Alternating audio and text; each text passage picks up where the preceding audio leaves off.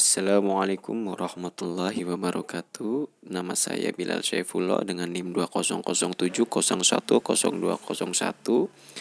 akan memaparkan materi tentang proposal atau usul program pemberdayaan masyarakat dengan judul Pemberdayaan Masyarakat Mengenai Sapu Lidi di Masyarakat Desa Karangaren, Kabupaten Purbalingga.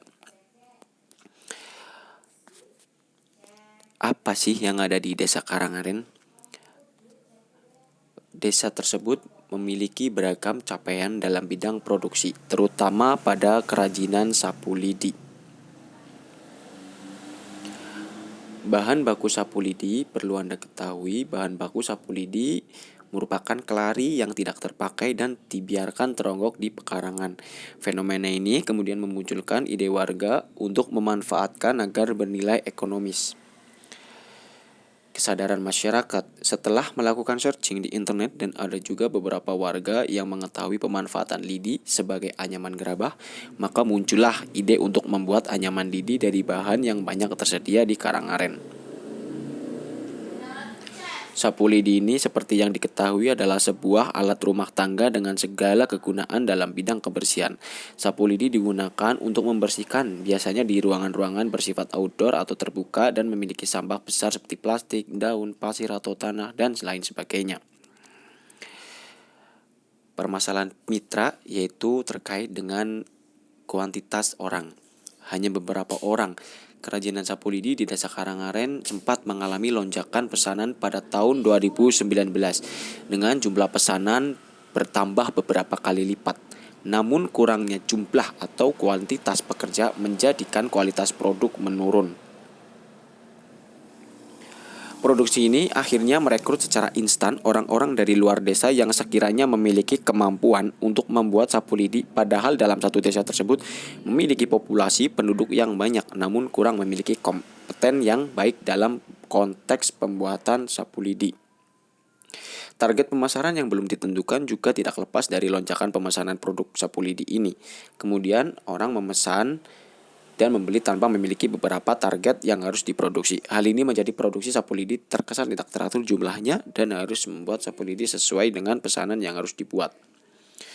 Kemudian siapa yang akan terlibat atau siapa saja yang akan terlibat dalam pemberdayaan ini?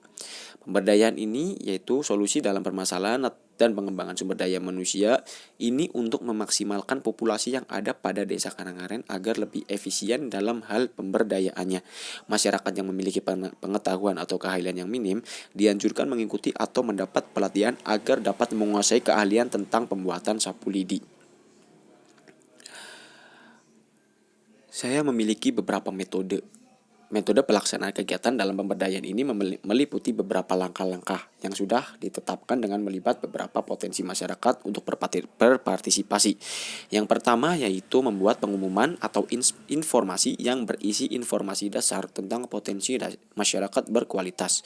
Kemudian yang kedua, penyusunan materi tentang beberapa tahapan yang harus dilalui untuk memaksimalkan potensi diri. Kemudian yang ketiga, pemaparan materi atau memaparkan materi tentang bagaimana cara membuat sapu lidi dengan seluruh pengetahuan yang dimiliki perusahaan atau pengrajin sapu lidi sebagai moderator atau pemapar materi. Kemudian yang selanjutnya pemaparan dan pelatihan. Pemaparan dan pelatihan dilaksanakan beberapa hari atau kurang lebih 3 hari dengan diikuti praktek para penduduk dan masyarakat setempat. Yang terakhir yakni masyarakat diperkenankan melakukan percobaan. Di sini masyarakat diperkenankan untuk mencoba proses awal pembuatan hingga mendapat hasil akhir berupa sapu lidi. Apakah ada teori yang terkait? Saya mencantumkan salah satu teori pelaksanaan dengan metode di atas, yakni perencanaan dengan teori pemberdayaan masyarakat, yakni teori ekologi. Teori sistem dilengkapi dengan perspektif ekologi. Perspektif ekologi memberikan suatu dasar untuk model kehidupan yang dikembangkan oleh Uri Bronfenbrenner. Model ini menyarankan bahwa sifat dari interaksi antara orang dengan lingkungan mereka adalah sumber kebutuhan manusia dan masalah sosial. Lingkungan yang dimaksud adalah lingkungan fisik maupun sosial. Tujuan pemberdayaan masyarakat adalah untuk meningkatkan sistem dukungan dan keberdayaan lingkungan, sehingga memaksimalkan pertumbuhan dan perkembangan masyarakat.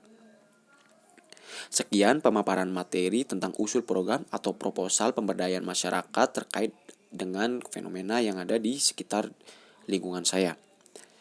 Saya ucapkan terima kasih atas perhatiannya. Wassalamualaikum warahmatullahi wabarakatuh.